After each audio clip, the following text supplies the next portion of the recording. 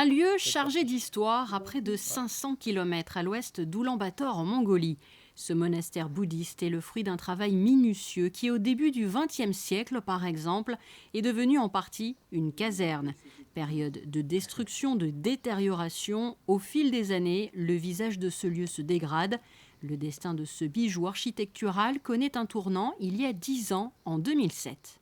En fait, l'ambassadeur de Mongolie à Paris avait demandé à la principauté si en effet la principauté pouvait s'intéresser à la restauration de ce monastère qui est situé au centre de la Mongolie, dans la ville de Tsetselek, dont il est originaire. Et comme la mission archéologique de Monaco était déjà depuis 2006 sur place, en effet, nous sommes allés voir ce bâtiment, enfin ces bâtiments, parce qu'il y en a plusieurs, et nous avons commencé à faire tout simplement un diagnostic de ces bâtiments, et nous avons rendu compte au gouvernement, lui disant qu'en effet, c'était possible de faire quelque chose, et surtout de sauver ces bâtiments qui abritaient des collections d'histoire et d'ethnographie de la région. Petit à petit, nous avons dû faire aussi des enquêtes historiques, des enquêtes ethnographiques, et ce dont rend compte cet ouvrage que nous venons de faire paraître, il était en effet primordial de faire à la fois une étude architecturale, ethnographique, historique.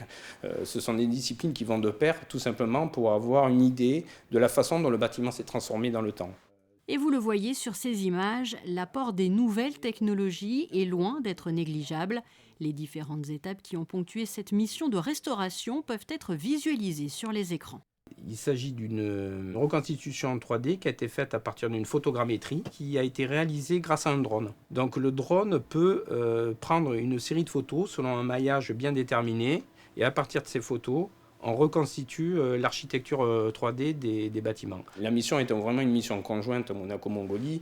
Il y a à la fois des responsables de Monaco, des responsables de Mongolie, et nous faisons bien entendu l'ensemble de nos travaux sous la tutelle du ministère de la Culture de Mongolie, qui donne bien sûr son aval à toutes les propositions que nous faisons chaque année. Et donc, bien entendu, que pour ce monastère, il y avait une branche spéciale du ministère de la Culture qui s'occupe de l'architecture et des monuments historiques, si vous voulez, de la Mongolie, qui a suivi aussi les restaurations et notamment l'entreprise à qui on a confié, bien entendu, l'ensemble des restaurations à la fois architecturales, mais aussi des iconographies. L'ouvrage est en anglais parce qu'on souhaitait qu'il puisse être diffusé, bien sûr, en Mongolie et ailleurs, et qu'éventuellement, certaines personnes qui parlent anglais, même à Tsetselek, puissent même traduire pour les personnes âgées ce que nous avions recueilli de leur côté. L'ensemble de cette mission a aussi été réalisé en poursuivant une démarche humaniste avec le soutien de la direction de la coopération internationale. L'ouvrage est disponible au musée d'anthropologie préhistorique et vous pouvez également le commander par téléphone.